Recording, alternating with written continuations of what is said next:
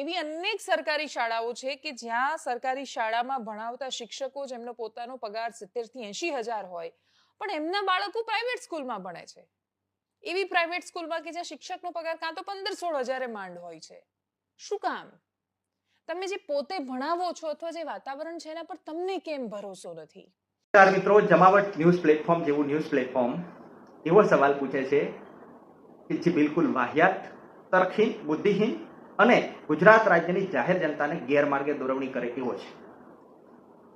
જમાવટ ન્યૂઝ પ્લેટફોર્મના પત્રકારે એવો સવાલ પૂછ્યો છે કે ગુજરાત રાજ્યના સરકારી પ્રાથમિક શિક્ષકો કે સરકારી શિક્ષકોનો પગાર 70 થી 80,000 જેટલો હોય છે, છતાંય તેઓ પોતાના બાળકોને સરકારી શાળામાં ભણવા મૂકતા નથી અને પ્રાઇવેટ શાળામાં ભણવા મૂકે છે.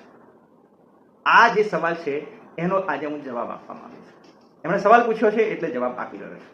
બાકી મારી પાસે આ રીતના વાહિયાત સવાલોનો જવાબ આપવાનો સમય પણ નથી. પણ જ્યારે ગુજરાત રાજ્યની જનતા જો ગેરમાર્ગે દોરવાઈ જતી હોય તો આ જવાબ એટલે જરૂરી બને છે. તો એમને જમાવટના પત્રકારને એ ખબર નથી કે ગુજરાત રાજ્યના કે કોઈ આપણા જે વ્યવસ્થામાં સરકારી શિક્ષકો છે એનો 70 થી 80,000 પગાર ક્યારે થાય. 5 વર્ષ 2,500 રૂપિયાના ફિક્સ પગારમાં ગયા છે. જે શિક્ષકોની તમે ચર્ચા કરી રહ્યા છો ને એના 5 વર્ષ 2,500 રૂપિયાના પગારમાં ગયા છે. ફિક્સ પગાર 2,500 રૂપિયા લઈને એને એના પરિવારને કેવી રીતે સાચવ્યો હશે? પછી 10,000 થયો હોય, 15,000 થયો હોય, 20,000 થયો હોય, 25 થયો હોય, 30 થયો, એમ કરતા કરતા જયારે રિટાયર થવામાં 5-10 વર્ષ ખૂટાય ત્યારે એનો કદાચ 70-80,000 પગાર થતો હશે. તમારી પાસે બિલકુલ માહિતી નથી અને ઠોકી દીધું 70-80,000 પગાર લે છે. બધા શિક્ષક લે છે. ગુજરાત રાજ્યની 40,000 શાળાઓમાં 40,000 અંદાજિત કહું છું, એમાં 2 લાખથી વધારે શિક્ષકો હશે કે 2.5 લાખ હશે, 3 લાખ. તો એ બધા શિક્ષકોનો શું એક સરખો પગાર હશે? તો પગારવાળી બાબતે તમારી માહિતી અને તમારો સવાલ બિલકુલ તર્કસંગત નથી કે માહિતી સંગત પણ નથી. પ્રાઇવેટ શાળામાં ભણવાની વાતનો સવાલ પણ એટલો જ વાહિયાત છે. સરકારી શાળાના શિક્ષકને ખબર છે કે એની પાસે એની શાળામાં એક જ ઓરડો છે, ફલાણા ઢેકણા વિષયના શિક્ષકો જ નથી. એક શિક્ષક ક્લાર્કનું કામ કરે છે, આચાર્યનું કામ કરે છે, પટ્ટાવાળાનું કામ કરે છે. 232 દિવસના કામગીરીના દિવસોમાં 130 દિવસ આલતુ ફાલતુ કામગીરીઓમાં જાય છે.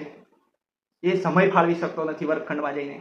જ્યારે પ્રાઇવેટ શાળાનો શિક્ષક જેવો અંદર ગેટમાં પ્રવેશે શાળાના એટલે સીધો ક્લાસરૂમમાં હોય અને કોઈ જ કામગીરી કરવી પડતી નથી. બેલ વગાડવા વાળો પટ્ટાવાળો હોય ત્યાં પ્રાઇવેટમાં, એક ઓરડામાંથી બીજા ઓરડામાં જવાની વ્યવસ્થા હોય. અહીંયા તો એક જ ઓરડો હોય આખા સ્કૂલનો, અને તમે તુલના કરવા બેઠા છો પ્રાઇવેટની અને સરકારીની.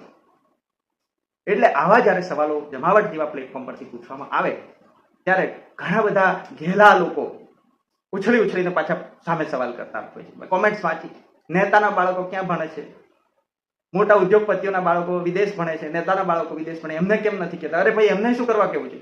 કોઈને કશું નથી કેવું. જેની જોડે જેટલા પૈસા હોય, આર્થિક સદ્ધરતા હોય એ એટલો ખર્ચ કરે. દેશમાં અસમાનતા છે તો એ અસમાનતા કેમ છે, આટલી બધી અસમાનતા કેમ વધી રહી છે, એ અસમાનતા દૂર કરવા માટે શું કરી શકાય? જમાવટના પત્રકાર પાસે આ બધા આ લેવલના સવાલો કરવાનો તર્ક છે? જો હા, તો પછી આ વાત એમને સમજાઈ જશે અને રાજ્યના લોકોને પણ સમજાઈ જશે. ધન્યવાદ.